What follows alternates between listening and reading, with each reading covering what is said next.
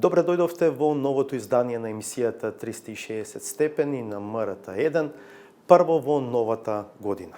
Последниот работен ден од 2023 беше раздвижено во Судскиот совет. Во Комисијата на известители се разгледуваше иницијативата за утврдување одговорност на претседателката на Врховниот суд Беса Адеми.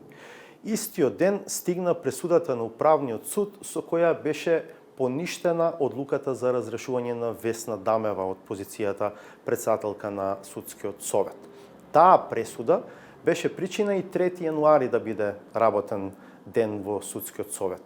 Сашко Георгиев поднесе оставка, а Весна Дамева се врати на претседателското место.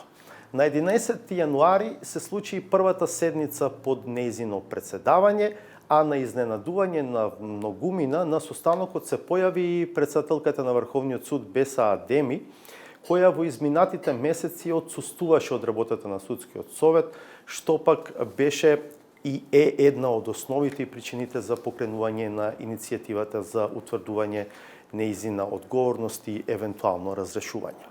Сите овие случувања се поводот да ја поканиме Весна Дамева, ново старата претседателка на Судскиот совет, на интервју во 360 степени. Господи Дамева, благодарам што ја прифативте поканата. Благодарам.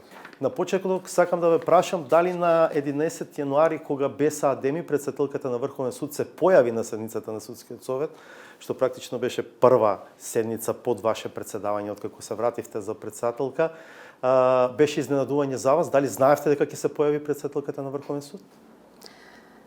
Со претседателката на Врховниот суд изминатиот период немав контакти од причина што и соработката одеше и претходниот период на ниво на председатели, председател на Судски совет и председател на Врховен суд. Искрена морам да бидам дека за мене беше изненадување од една страна, бидејќи изминатиот период не доаѓаше на закажаните седници, зборувам за изминатиот период, а тоа е периодот кога Сашко Георгиев беше на чело на Судскиот совет, но од друга страна воопшто не е изненадување, бидејќи додека јас тој краток период бев претседателка на Судскиот совет, ние имавме исклучително добра соработка. Сега, делумно одговарате веќе на моето следно прашање, како треба да го разбереме тој нејзин чин на појавување на седницата на Судски совет, како однос кон вас, вие очигледно така го толкувате или можеби делумно како покајнички нејзин став? Поднос на причините поради кои претседателката на Врховниот суд одлучи да присуствува на првата седница која што јас ја закажав, ќе мора прашањето да го поставите нејзе, а по однос на морам да го изразам моето задоволство од нејзиното присуство, бидејќи претседателот на Врховниот суд и како може да помогне со обостраната соработка во активноста на Судскиот совет. Да, таа дебатираше, учествуваше активно во една од точките на дневен ред на таа седница. На крај се испостави дека нејзиниот став немаше мнозинска поддршка во Советот, но независно се врати, учествуваше во неговата работа и тоа е фактот што е за одбележување. Сега со Беса Адеми е поврзан еден можеби најголемиот предизвик за Судскиот совет во следните денови и недели. Познато е дека постои иницијатива за утврдување нејзина одговорност, евентуално разрешување, покрената од членот на Советот Милјазим Мустафа, на која морам да кажам во одредени кругови се придава партиско-политичка позадина. Се случи заседанието на Комисијата на известители, од која требаше да произлезе извештај кој потоа ќе оди на седница на Судскиот совет. Дали извештајот е доставен до вас, односно до Судскиот совет? Со оглед дека Судскиот совет донесе одлука јавноста да биде присутна, односно да не биде исклучена во целокупниот тек на постапката, која што е иницирана од страна на член на Судскиот совет, кој што вие го наведовте, ќе споделам со јавноста дека овој извештај е веќе ставен на седница и тоа на седницата закажана во среда на 17 јануари, што значи во завршна фаза е оваа постапка. Да.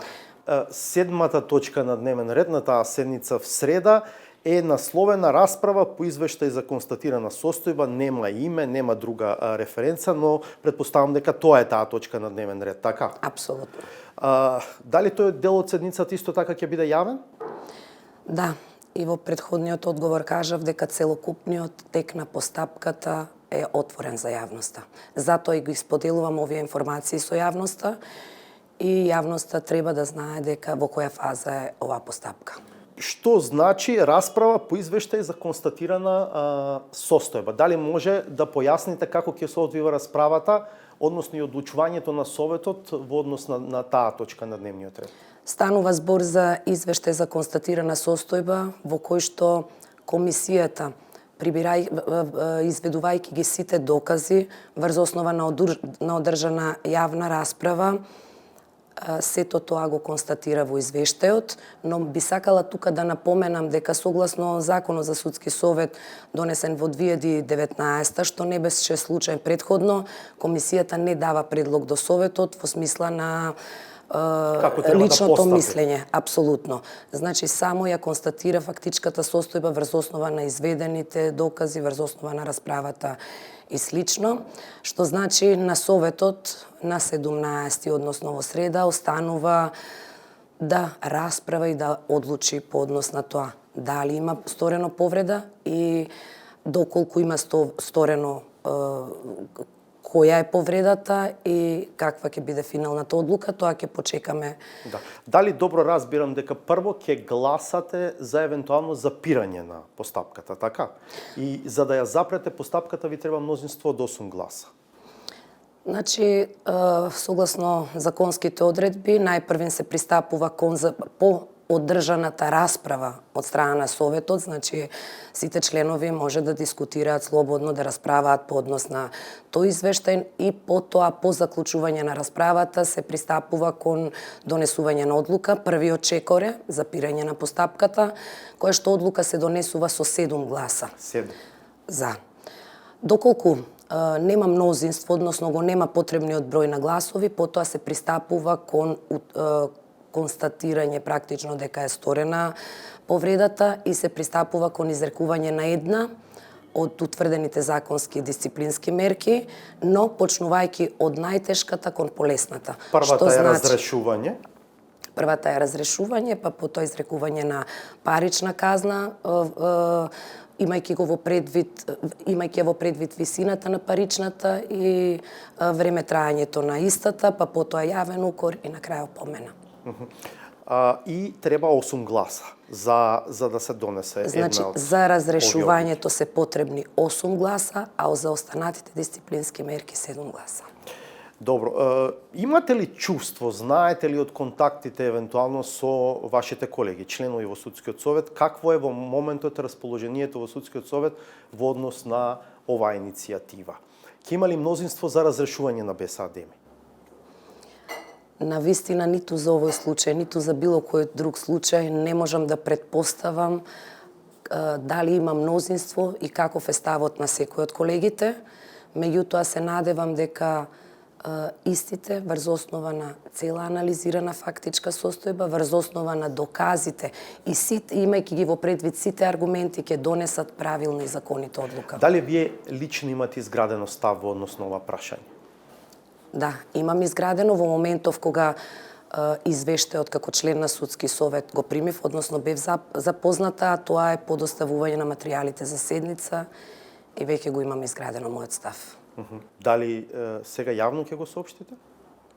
Оставаме јавноста да види во среда на седницата. Значи го оставате за среда. Ќе учествувате во дебатата по точката на дневен ред? Апсолутно. И како член на Судски совет сега и во својство на председател, секогаш сакам јавно да ги изразувам моите ставови, за да нема дилема дека едноставно прифаќам одредени ставови или едноставно само гласам за или против. Секогаш дискутирам, но најчесто од оваа позиција како председател на Судскиот совет, моите ставови ги изразувам на крај, за да не бидам условно кажано обвинета за евентуално влијание, сомнеш за влијание врз членовите, за така да на дебатата. апсолутно, така да секогаш на крај принципиелно, не само за овој случај, секогаш се произнесувам на крај. Оваа смисла, госпоѓо Дамева, како ја разбирате пораката од холандскиот амбасадор Дирк Јан Коп, посредбата со лидерот на ДУИ Али Ахмети, ќе го цитирам дека е неприфатливо несоодветно политичко влијание врз позицијата на председателот на Врховниот суд, што е судска работа, и дека тоа ќе предизвика силна реакција на Холандија. Јас би сакала да се воздржам од коментари по однос на активности и средби на дипломатите, на дипломатските представници од странски држави во нашата земја и нема да ја коментирам и во овој момент. Меѓутоа, доколку дипломатски представници остваруваат такви активности и средби, убедена сум дека имаат причини и индици за истото и потреба од тоа тие чекори да ги превземат. Но не би сакала да коментирам. Да, на истата линија, иако извештајот на оценската мисија на Европската унија за судскиот совет не беше објавен, јавно протекоа одредени сегменти од тој извештај, меѓу другото и сегментот во кој оценската мисија на Европската унија вели, треба да се напомене дека претседателот на Врховниот суд и министерот за правда не присуствуваа на состаноците на судскиот совет по сопствена одлука, по неодамнешните контроверзни настани во судскиот совет и тоа не е прекршување на законот. Ова е констатација и мислење на оценската мисија на Европската унија. Што мислите, дали советот треба ќе оди контра оваа констатација на оценската мисија на ЕУ? Јас не би сакала во врска со извештајот на оценската мисија да споделам јавно информации, бидејќи таква беше и препораката, тој извештај да се разгледува за затворени врати во рамки на институциите кои што се надлежни за истото, но веднаш како председател ги превземав првите чекори, а тоа е дека веќе е закажана конференција од 22 до 24 на која членовите на Советот детално ќе го анализираат извештајот меѓусебно и понатаму ќе произлеземе со одредени наши предлози, ставови, заклучоци, но неспорно е која и точка од извештајот да ја земите дека судскиот совет мора час поскоро да ја имплементира. Таму и вашето разрешување се споменуваше, меѓу другото, на многу експлицитен начин дека станува збор за незаконска одлука. Добро, разбирам, одбегнавте да го коментирате овој дел од извештајот на оценската мисија, кој е прилично јасен и експлицитен. Сигурно и до вас стигнуваат, не може да не сте ги слушнале, виделе, прочитале информациите за кои што веќе зборував, а тоа дека на целата иницијатива и се придава една партиско-политичка позадина, пред се поврзана со една иницијатива пред Врховниот суд за оживување на помилувањето од претходниот председател Георги Иванов. Таа не успеа практично, на крајот адвокатот ја повлече по сето она што како информација, полуинформација се појави во јавноста. Дали вие препознавате политички контекст и влијание во тоа што еден член на Советот реши да иницира утврдување одговорност на председателката на Врховен суд? Не би сакала да го дадам коментарот и во овој случај од причина што тоа се шпекулации, на вистина јас до овој момент немам потврда за која што можам да децидно да кажам како и што е. Неспорно е дека судот на јавноста треба да биде на пиедесталот, меѓутоа од друга страна, како правник, како член на судски совет, а сега и како председател, морам својот став, своето мислење, своите коментари да ги дадам врз основа на доказите и аргументите.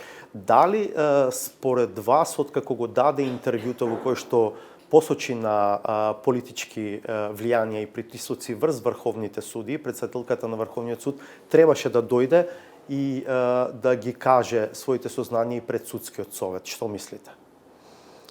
Во судскиот совет се дискутираше на работни состаноци по однос на тоа и заклучокот беше дека да, треба да се повика, меѓутоа повторно ќе кажам, во самиот извештај за констатирана состојба е нотирано кои се причините поради кои не дошла. Истото јавноста имаше можност да го слушне во текот на расправата, но повторно тука ќе се оградам, бидејќи со секој мој став, со секој моје мислење поврзано со овој случај, бидејќи за 2 деневи судскиот совет треба веќе да одлучи, би можела да ја осуетам постапката и би можело истото да се свати поинаку. Добро, ќе ја почекаме среда, па ќе видиме како ќе протече прво расправата по таа точка на дневниот ред, бидејќи рековме одлуката за јавност на постапката се однесува и на тој сегмент.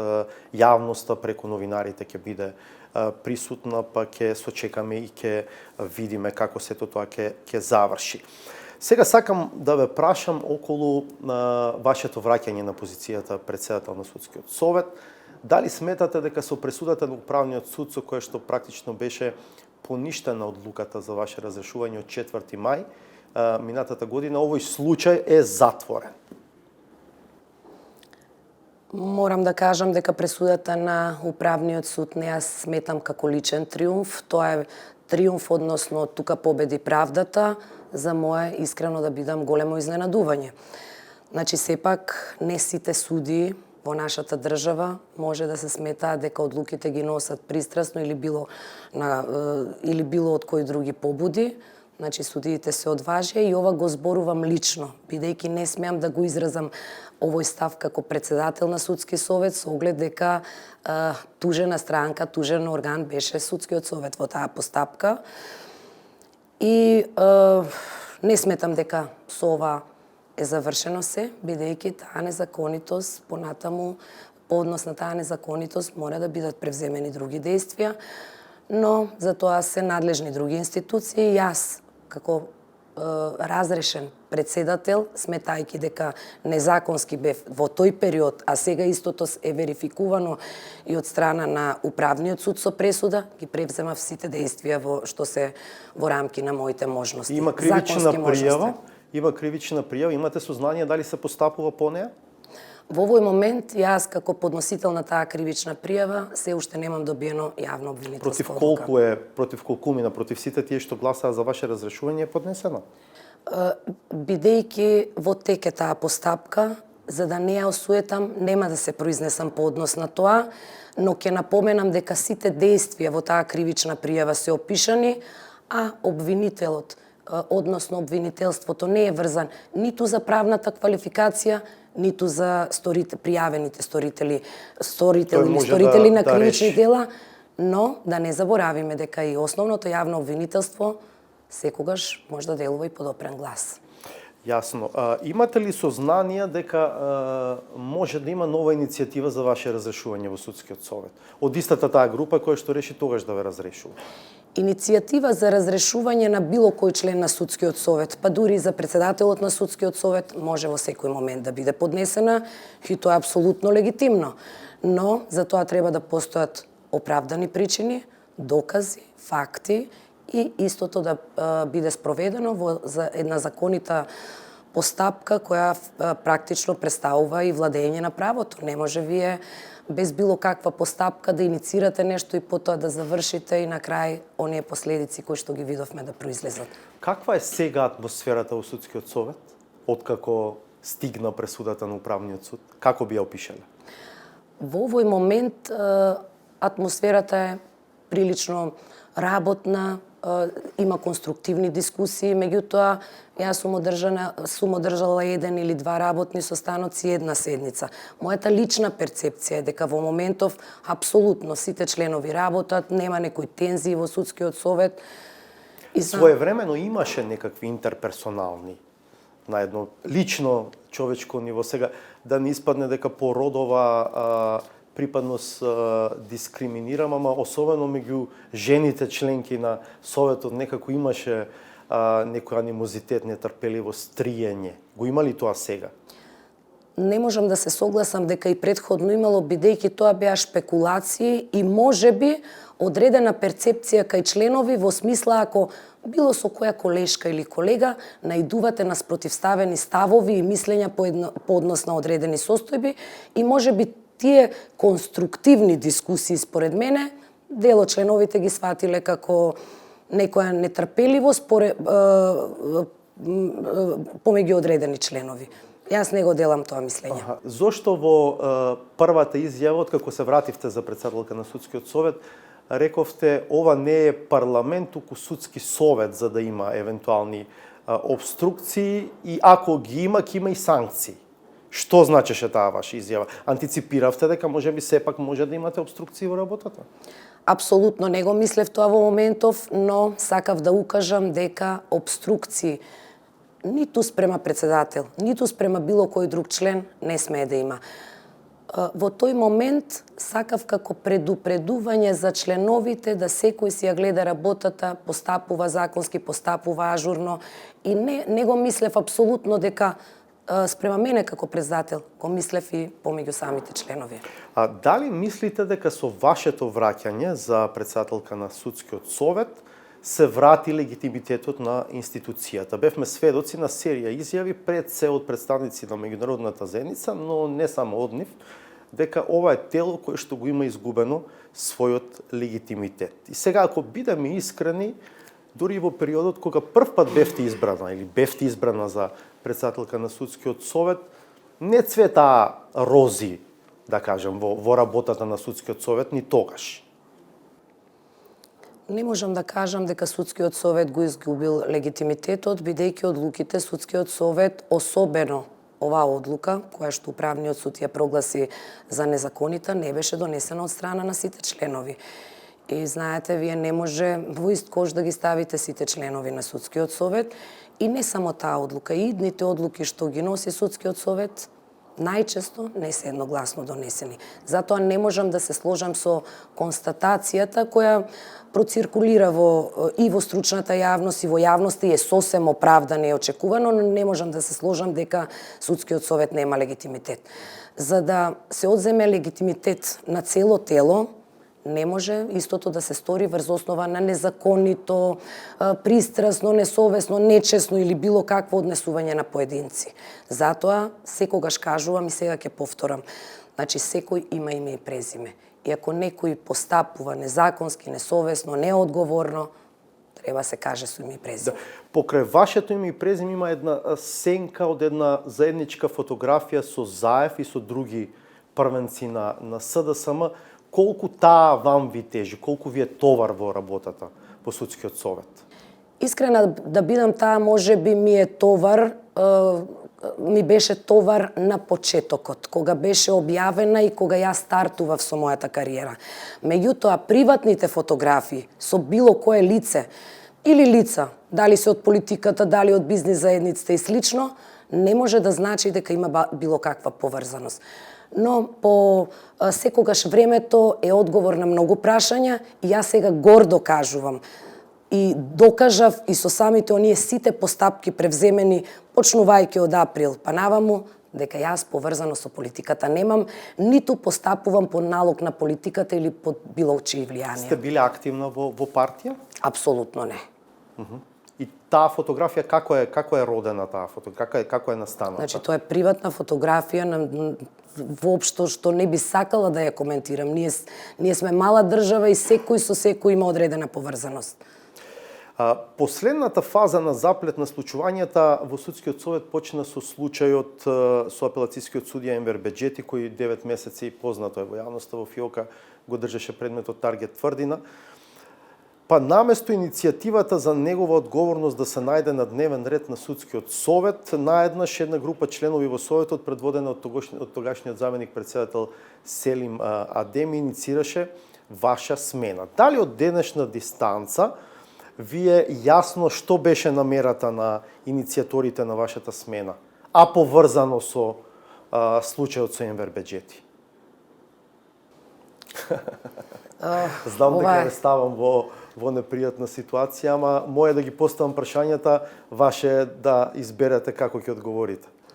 Значи, причините за моето разрешување познати се на јавноста, не бегам од тоа што претходно сум го изјавила и ќе останам на тоа, но повторно ќе напоменам, како што и кажав при моето заминување, со моето разрешување ќе бидат задоволни одредени лица од политиката. И апсолутно кои биле причините, какви биле причините, јас го имам моето лично мислење и ќе го задржам за себе, а останатите доволно си знаат. Со Селим Адеми имате комуникација? Со сите членови подеднакво комуницирам. Само професионално или имате и нормално, да речем, секојдневна комуникација? Знаете, во овој момент, од кога повторно се вратив како председател на Судскиот совет, е многу краток период, поради зголемени активности, може би звучи неуверливо, но на вистина немам време за дружење со членовите. се надевам дека наредниот период кога работите ќе се постават, односно кога ќе го поставиме патоказот на функционирање, на активност, на завршување на активности на судскиот совет, повторно ќе може да се дружиме. Енвер Беџети го споменавме, во меѓувреме заврши со парична казна, 20% помало плата во период од 6 месеци, но оваа како и серија други одлуки донесени во периодот кога со судскиот совет раководеше Сашко Ѓоргиев се спорни за дел од невладините организации, особено оние кои што ја следат одблиску работата на судскиот совет, но и за дел од експертската јавност. Велат, ако е ништовна одлуката за разрешување на Весна Дамева од 4 мај, тогаш ништовна и одлуката за избор на Сашко Ѓоргиев за председател на судскиот совет. Сега, тогаш како пак не се ништовни одлуките носени од судскиот совет, додека на негово чело беше Сашко Ѓоргиев. Што мислите вие на оваа тема?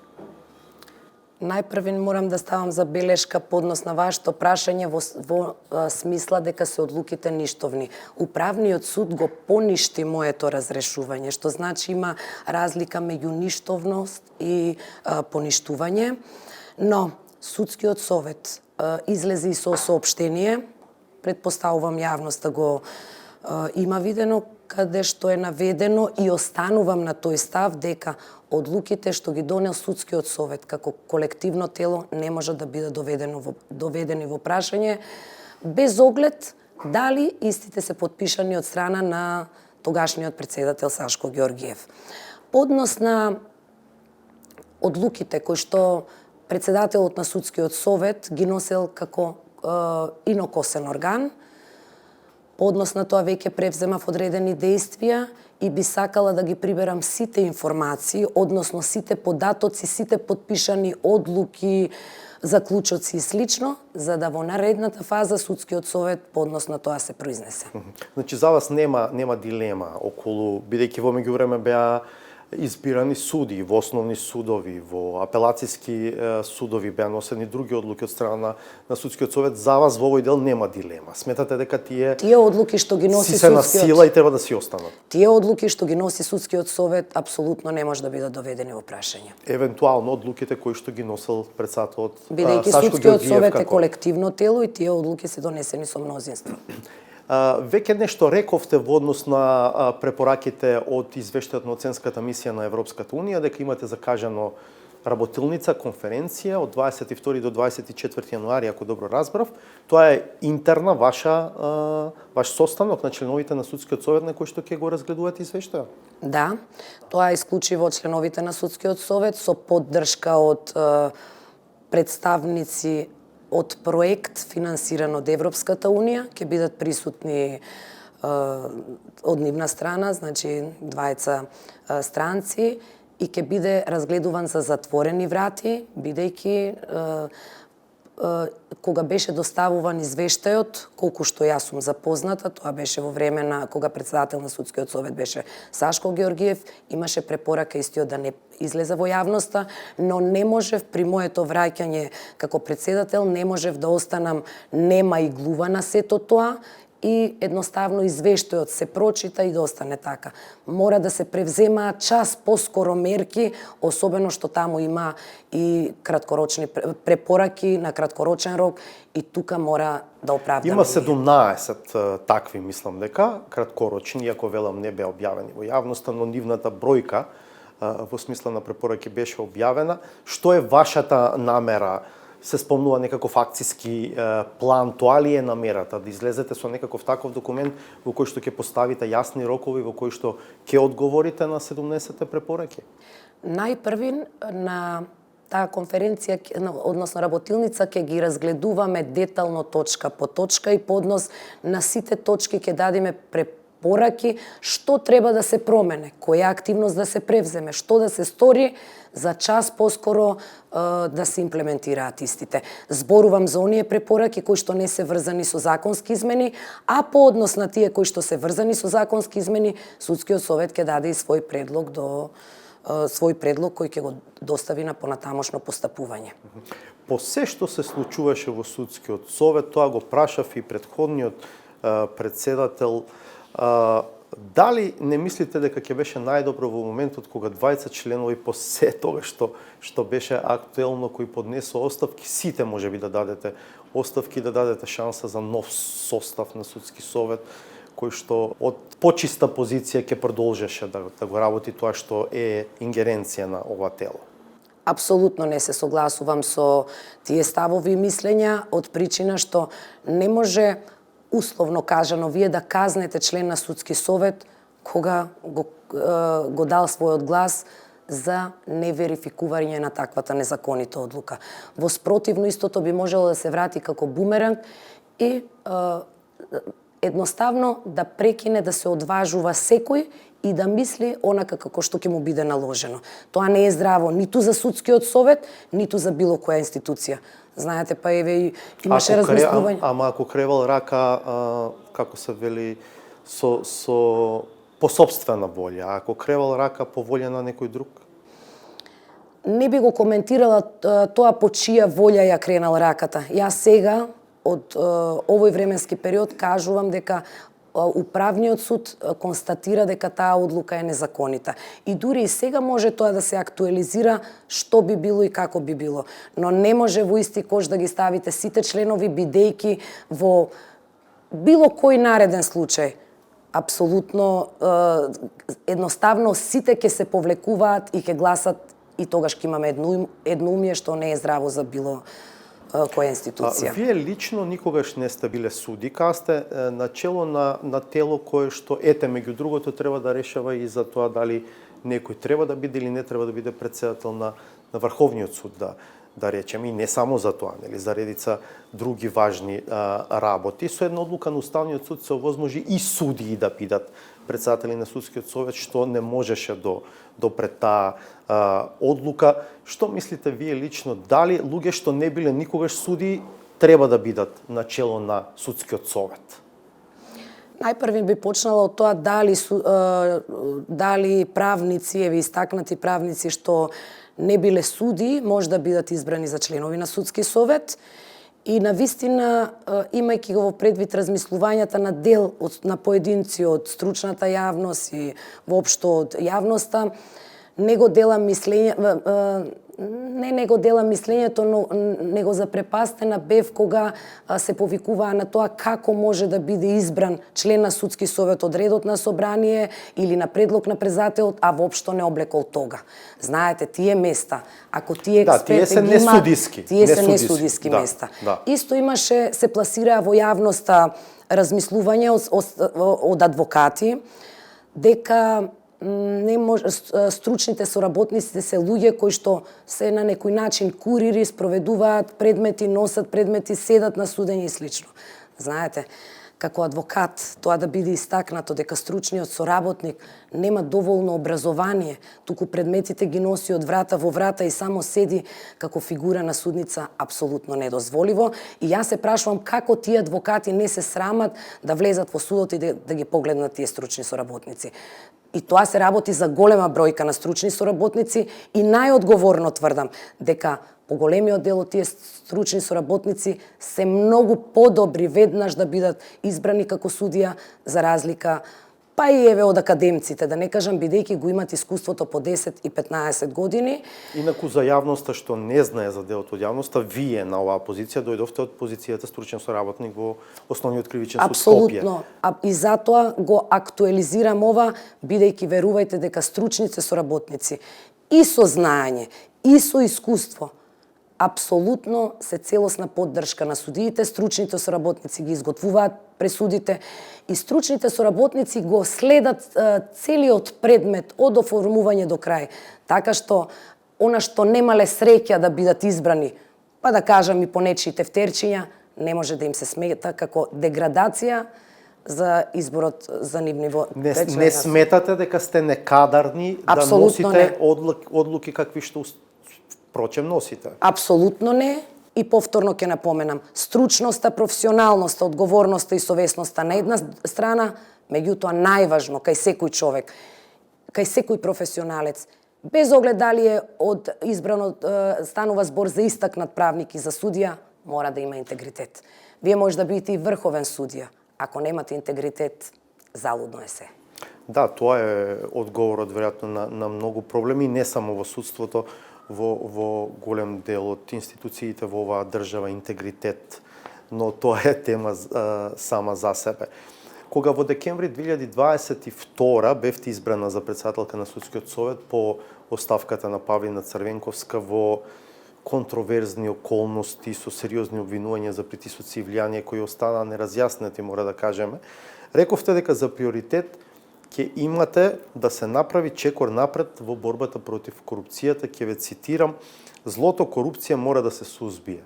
Оној судија што е корумпиран врз основа на факти и докази, вратата за излез ќе му биде широко отворена. Нема место и втора шанса за корумпиран судија", ќе речете тогаш. Колку воопшто има простор во ваков судски совет, пак ќе кажам, за вакво нешто, госпоѓо Дамева? Детектирано е дека корупцијата не е проблем само во судството, корупцијата е генерален проблем во сите пори на државата. И кога се зборува за корупција, не важи максимата "молчењето е злато". Тука треба јавно да се говори, јавно да се превземаат чекори. За жал, кога ќе почнете истото да го спроведувате и правите, ќе се превземаат против вас одредени дејствија, но доколку имате визија, имате идеја и храброст, ништо не може да ве спречи.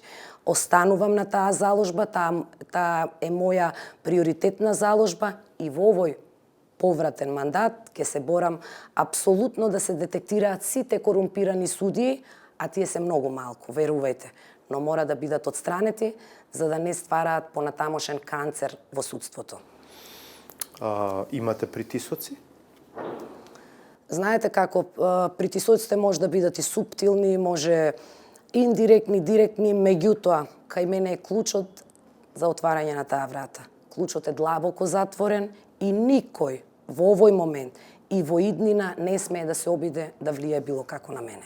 Значи има обиди за влијание, но вие велите не дозволувате тоа. Кажав генерално и веќе јас мислам после, имајќи во предвид да кажам и мојата храброст и оние превземени чекори, веќе кај мене никој не се обидува, ако претходно било кој на суптилен или било каков начин имал можност да размислува за тоа.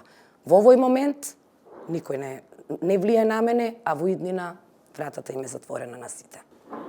Благодарам за овој разговор. Благодарам. Вам, почитувани, ви благодарам за вниманието со кое го одгледавте ова интервју. До крајот на емисијата погледнете и новата саботажа. Пријатно до четврток.